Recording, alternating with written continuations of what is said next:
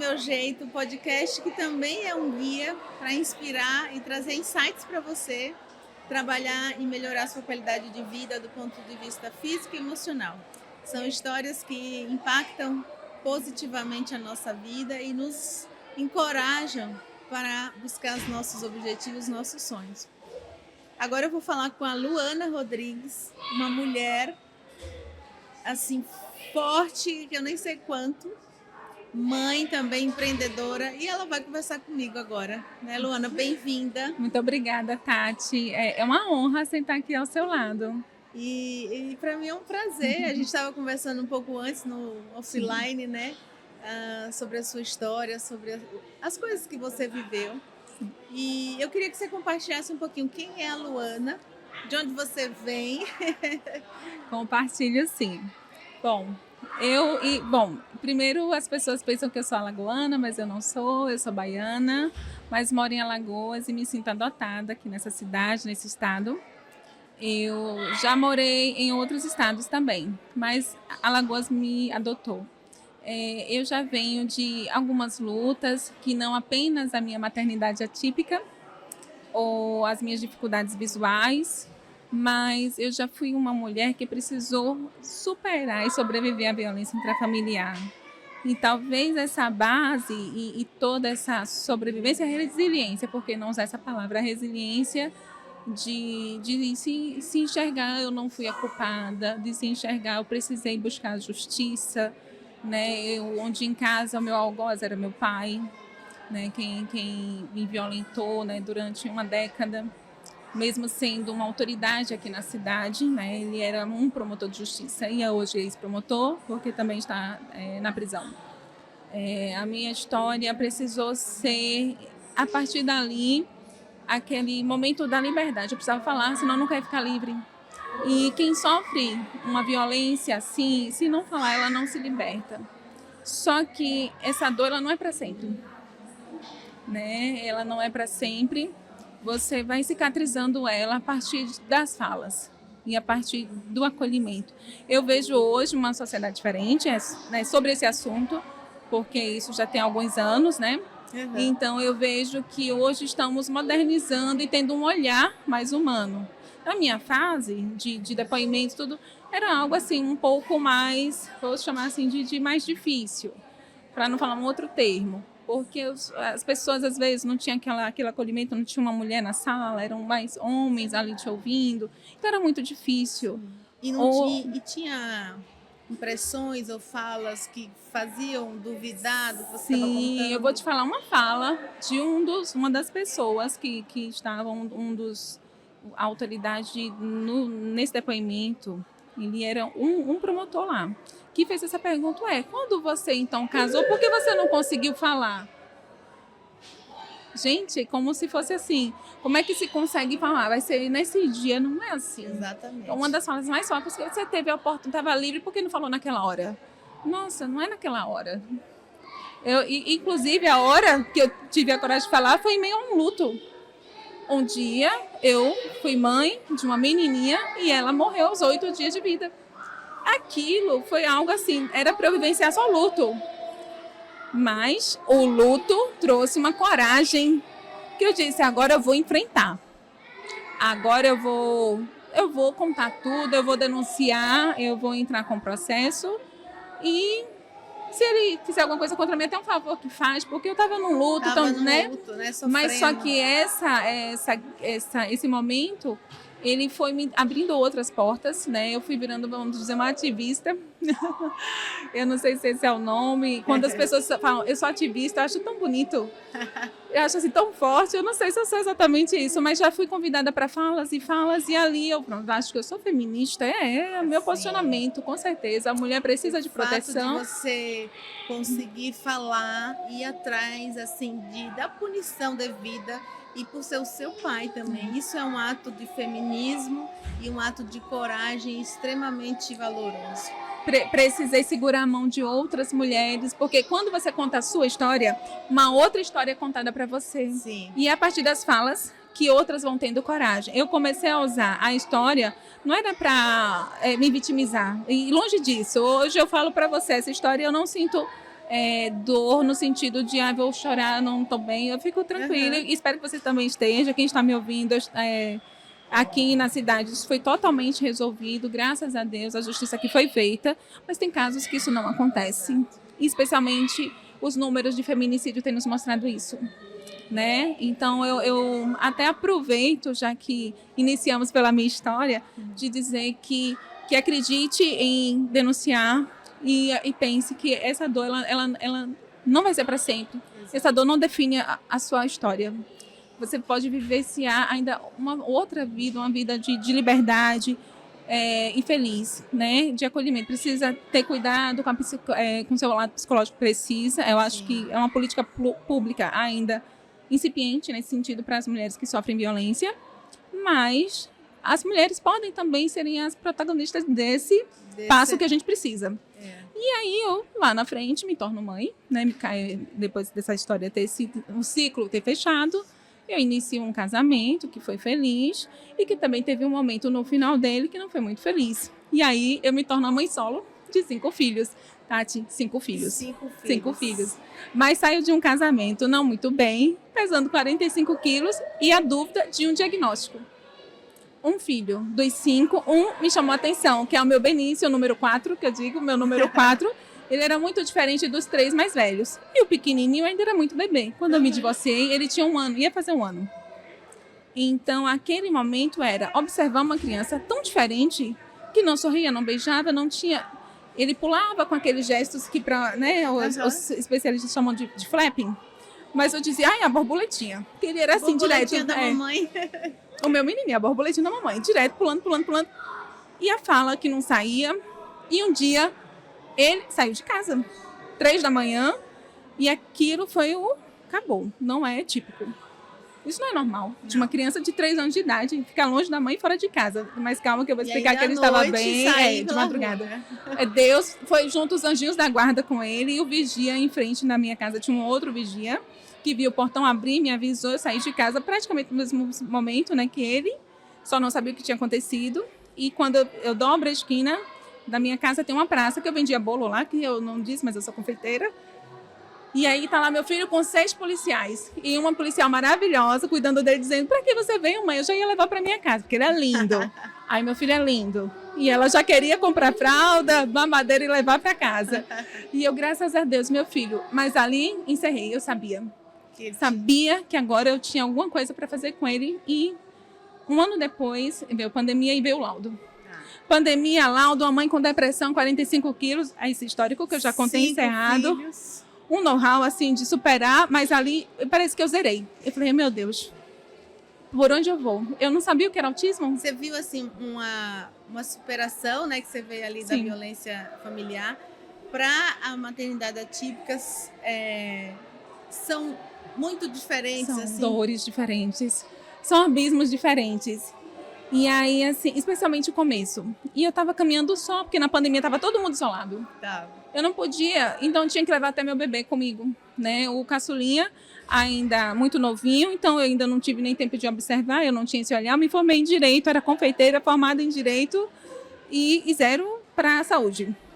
E aí, a equipe, depois de alguns meses, o Benício começando a desenvolver, e a equipe fala assim, mãezinha, olha os marcos do desenvolvimento infantil. Do Matheus, ele já devia falar não sei quantas frases, não sei quantas palavras. Ai, meu Deus, não, Matheus beija, Matheus ri. A primeira atitude minha foi comparar. Comparei lindamente. Não, é só o Benício. Nem olhei para os outros, viu que também eram diferentes, mas não é só o Benício. Não, mãezinha, vamos iniciar, não custa nada. Vamos cuidar pelo menos da fono. Gente, só foi depois do diagnóstico do Benício, meu número 4. Ele foi diagnosticado aos 4 anos, depois de 1 ano de terapia. 7 meses depois, eu saio com o 2º laudo. Eu lembro a imagem, imagine assim, um sofá onde eu deixei os 5 lá e me isolei assim. E fui chorar. Eu quis chorar, mas não consegui, porque eu estava em público com os meninos lá.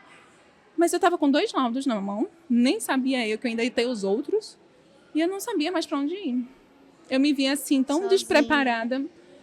Mas eu tinha que me erguer com eles. Eu tinha que fazer as terapias. E a Helena, a minha menina do meio, muito inquieta e que já tinha assim, uma suspeita para TDAH.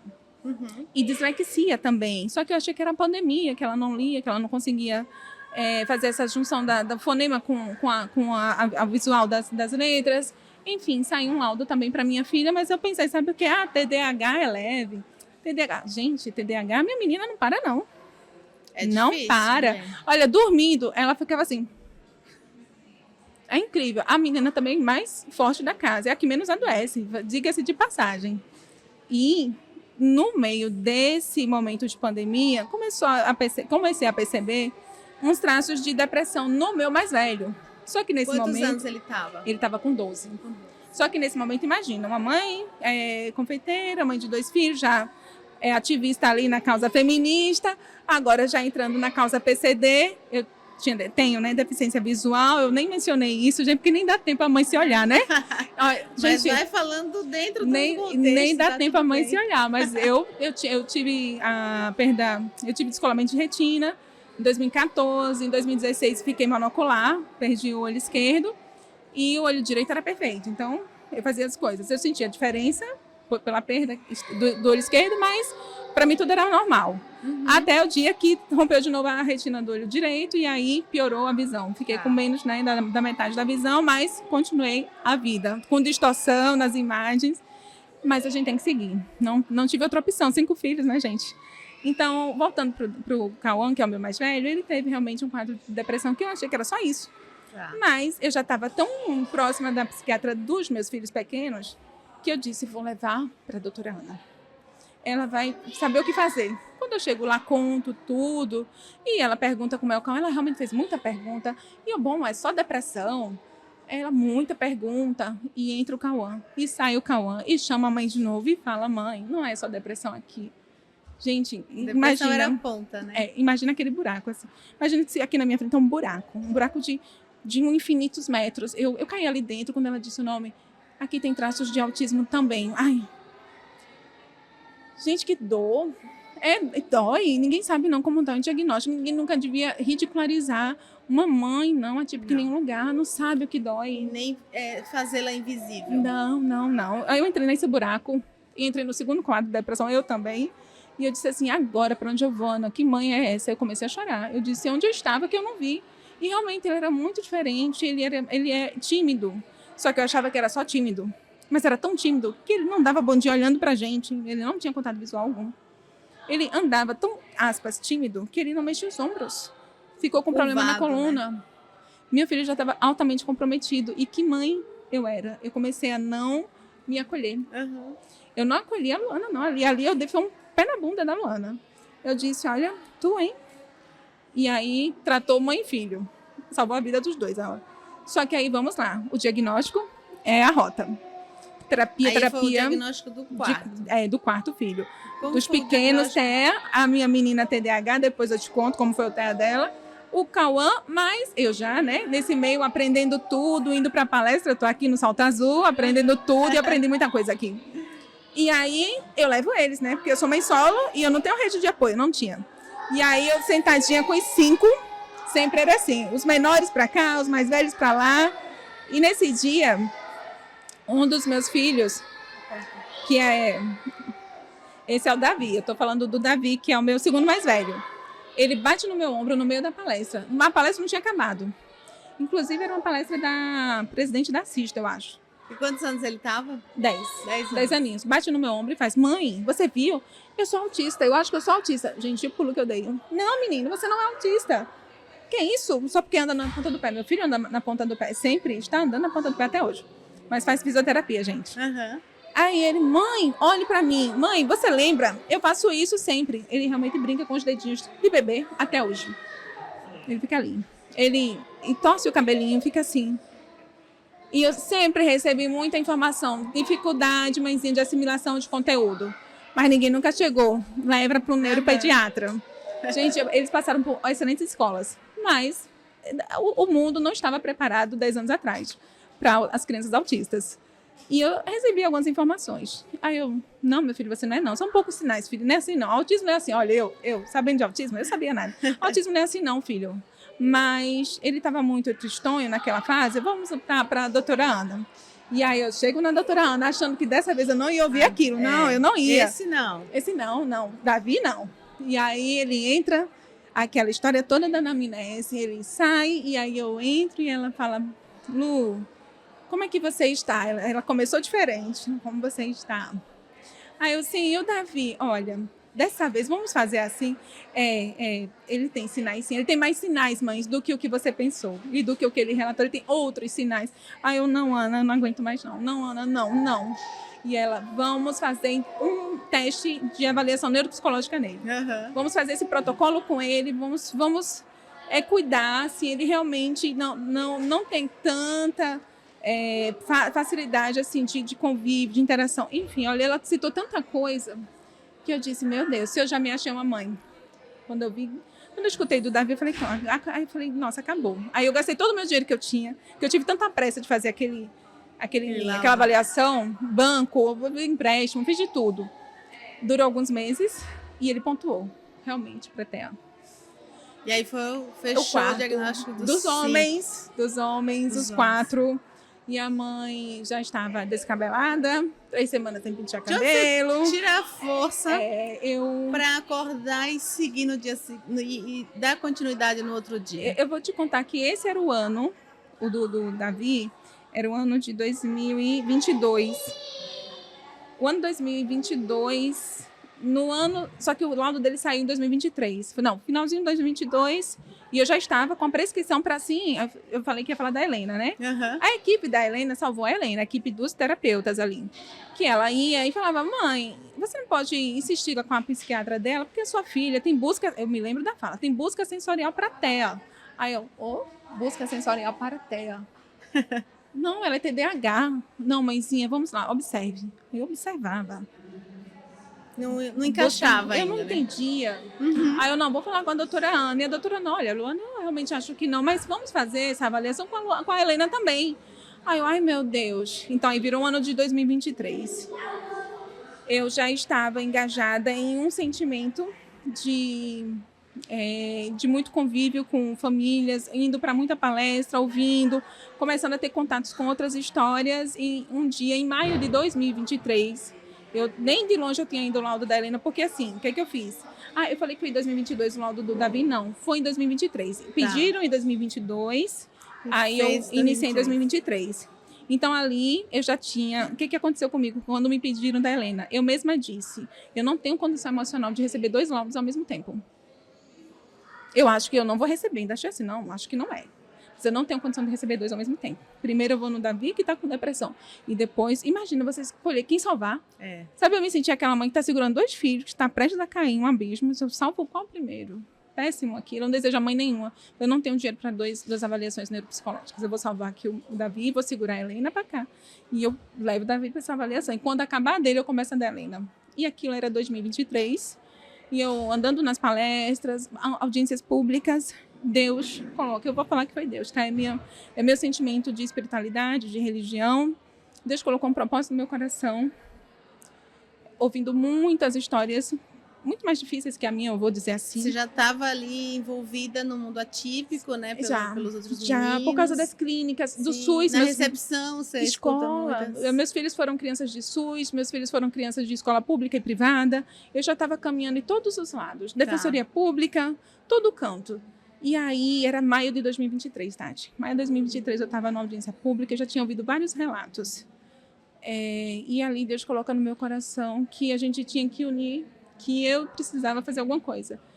Pegar essas mãezinhas, colocar no meu barco e a gente tinha que andar juntas. Eu vou tentar resumir dessa forma, porque o mar, em relação ao autismo, esse oceano em relação ao autismo, ele é muito cruel.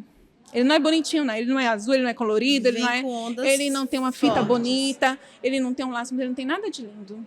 Ele é simplesmente um mar de muito preconceito, muita desinformação, muitas injustiças, muitas portas fechadas, laudos demorados, demandas reprimidas em SUS, quando tem. Muitas negativas. Né? E aí a gente não está no mesmo barco, não.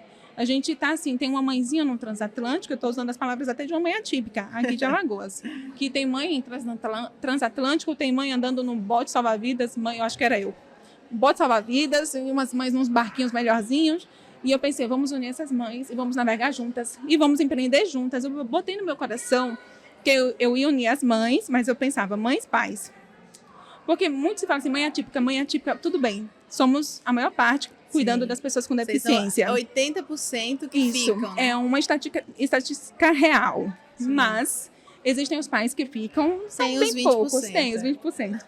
Que eu comparo a José, o pai de Jesus, né, o pai adotivo de Jesus, porque foi um pai que ficou, ele não teve opção, ele criou o ser mais celeste e único do universo, mais poderoso, o ser mais perfeito, e ele é um ser atípico. Quem foi como Jesus? Só ele. Só que o José pensou em sair pela tangente, com medo de difamar Maria, mas o anjo puxa e fala, você fica, e o nome do menino é Jesus. E esse é o primeiro pai atípico. Eu ainda vou dizer que São José é o primeiro pai atípico do universo. E como José, eu aplaudo todos os pais que ficam. Todos os pais que os anjos puxaram se ficam, a sua esposa, tome conta do seu filho. Ele precisa de você. Então, aqui fica a mensagem para os pais.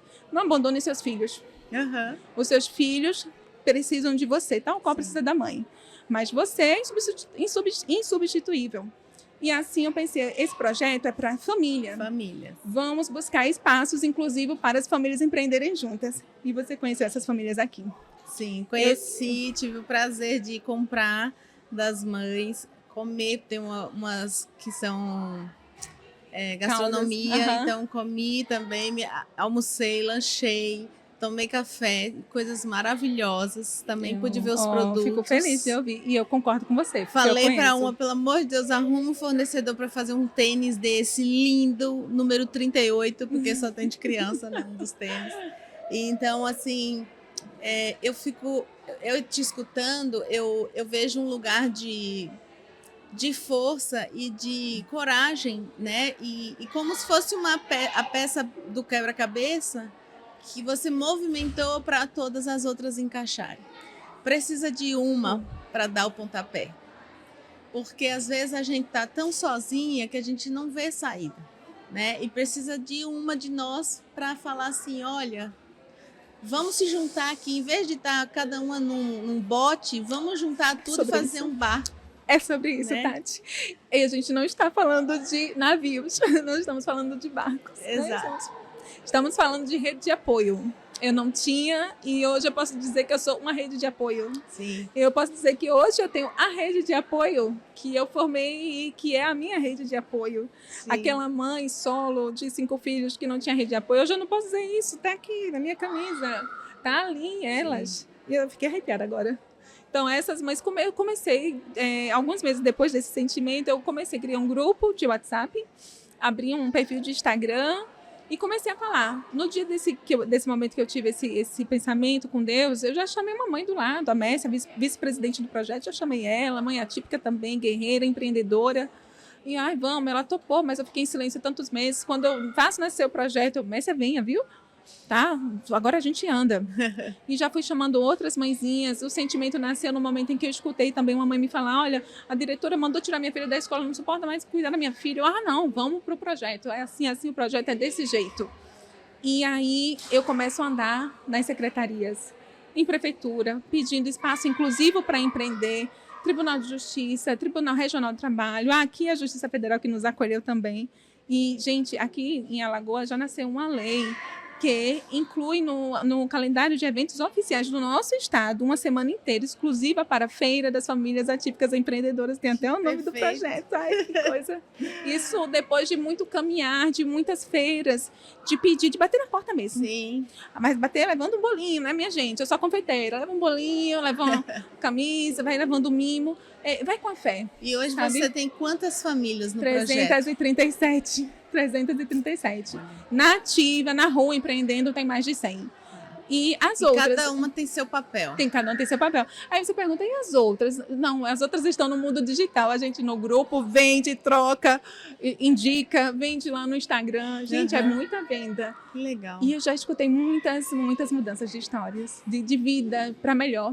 Porque as pessoas pensam, a criança tem deficiência, então é só terapia que precisa. Não, minha gente, não é só terapia. A criança de sapato, de blusa, de roupa, de shampoo para lavar o cabelo, entendeu? E mãe quer dar o quê? Quer dar o melhor, né? Exatamente. Mãe não quer dar qualquer coisinha, não, viu? Eu sou dessas mães. Eu quero... Aí quando o filho... Ai, meu Deus, isso aqui é o melhor. a gente quer dar o melhor, porque eles são pessoas. Eles não se restringem àquele papel. O diagnóstico não é o fim da linha, não é assim a sentença, é só isso, ele acabou. Ele não é uma criança ainda, como toda criança. Exatamente. E o projeto, ele abre esse momento de ciclo maravilhoso, claro, de coisa que eu digo que é meu sexto filho. Pronto, resumindo, o projeto é o meu sexto filho, batizei, nasceu e tá aí, cheio de frutos. E eu me sinto muito orgulhosa, meus filhos estão aí também. Eu me sinto orgulhosa pelas famílias, porque elas também têm a dificuldade que eu tenho de sair de casa, Sim. de não ter com quem deixar filho, e eu já fiquei assim desesperada, porque teve eventos que a gente não podia levar filho, deixa na minha casa, deixa na minha casa. E as pessoas, Luana, você já tem 5, deixa na minha casa. E eu escuto É igual a mesma coração coisa. de mãe, né? Eu escuto a mesma coisa, traga para minha casa os seus. Isso é a rede de apoio, entendeu? Exatamente. É isso aqui. Viramos essa rede, ninguém solta a mão de ninguém, Tati. É sobre isso. Nossa, e incrível a sua história, a sua luta, o seu projeto junto com essas mães. E a gente precisa de mulheres, mais mulheres assim. A gente é maioria no mundo. Isso. Só que a gente vê minoria no poder público. Raramente tem uma mulher. Então, muitas de nós estamos votando em homens. Não que não possa, mas a gente precisa de representatividade. Eu penso assim também. Né? Então, para a gente ser representada, a gente precisa de colocar mulheres lá. E eu acho que você, mulher que está ouvindo o que a Tati está falando, que está muito, muito correto, é muito pertinente, porque seja você essa mulher. Exato. Né? Vai lá. Entenda. Porque assim, é você, porque é você. Tem que ser você. Talvez a partir dali, quantas outras vidas não irão, quantas outras mulheres não se levantarão junto com a Tati, com a Luana, com outras mulheres. Sim. Eu penso assim. E tem muitas Marias, muitas Joanas, muitas Antônias que estão muito gratas por você ter levantado esse movimento, por você ter conectado essas peças. Estamos felizes agora porque você contou sua história aqui pra gente. Com certeza vai alcançar outras mulheres para que a gente crie esse eco feminino. Assim. Repliquem. Muitos projetos assim na cidade de vocês. Eu posso mencionar até 2. Uma pessoa entrou em contato, conheceu o Instagram e me seguiu no Instagram e foi falar comigo. E se chama Luana, também me achará um beijo, Luana de Bragança, no Pará. E ela é mestra em História e disse, Luana, como você criou? Me diz o passo a passo, eu vou criar aqui em Bragança. Aí eu, olha, fiz assim, eu fui contando, olha, eu não tinha nada, era uma voz só. E as portas se abriram, faz aí. Gente, como tá lindo lá. Empreender e Acreditar, o nome do projeto dele. Ela tá bombando nas feiras e eu tô vendo, eu acompanho ela. Uma outra família foi em Fortaleza. Aí uma advogada que estava no meu grupo e também já tinha um pensamento de movimento assim, né, de acolhimento. Criou também lá, se chama Mães Empreendedoras Atípicas, aí entra só as mães. Sim. E que tem as feirinhas dela. E eu já vi que pode nascer em qualquer lugar. Pode. Né? Lá em São Paulo tem a clínica e lá a gente tem o Empreenda Mulher Direcional, que é para as mulheres da clínica trazerem também suas atividades. A gente faz uma vez ao ano, por enquanto, que acabou de começar. E elas fazem a gente divulga, vende para o público aberto, para que eles venham consumir os serviços e os produtos dessas mulheres. Eu vi uma reportagem no Rio Grande do Sul, esqueci a cidade, mas é a Feirinha do Coração. São famílias de pessoas com síndrome de Down. E elas têm também essa feirinha dentro da Câmara de Vereadores. Não sei se a iniciativa foram dos vereadores ou dessas famílias. Isso aqui é muito bonito lá também. Então, olha, é possível. É possível. E por que não você?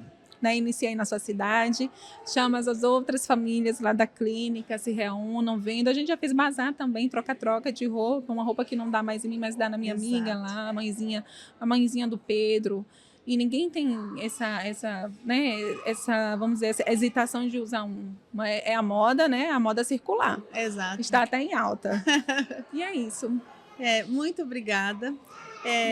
Sua história em si já é muito inspiradora e com certeza vai alcançar outros corações, outras mulheres. E com certeza quando alguma balançar vai lembrar de você, vai lembrar de outras mães que estão com você e vai falar, não, a gente não pode desistir. Quando cansar, descansa, mas não desiste. Isso. Eu agradeço mais uma vez e sentar aqui, eu acho que se emociona sempre na sua frente, né? Contar assim um pouco, né, da história, mas acreditar que você consegue escrever um pedacinho de bons momentos mais na frente, né? Isso Você mesmo. ainda tem muita coisa para escrever na história e eu acho que você vai oportunizar assim, grandes famílias por aqui também, que eu desejo assistir mais, né, os seus programas. E obrigada pela fala sobre as nossas famílias atípicas aqui em Alagoas. Eu peço que vocês possam dizer o Instagram. Claro, pode sim. Nosso Instagram, o perfil no Instagram é @famílias atípicas empreendedoras. Exatamente assim, juntinho e no plural. Famílias atípicas empreendedoras. Segue a gente, conheça as meninas, os pais. E é isso. E a gente vai marcar também na descrição do vídeo e no Instagram também para acompanhar e divulgar também vocês. Muito obrigada. Muito obrigada, Luana. Deus abençoe. Amém. A nós todos. Obrigada. Encerrando aqui mais um episódio cheio de emoção, cheio de inspiração e força, que é o que nós precisamos para seguir em frente. Até mais.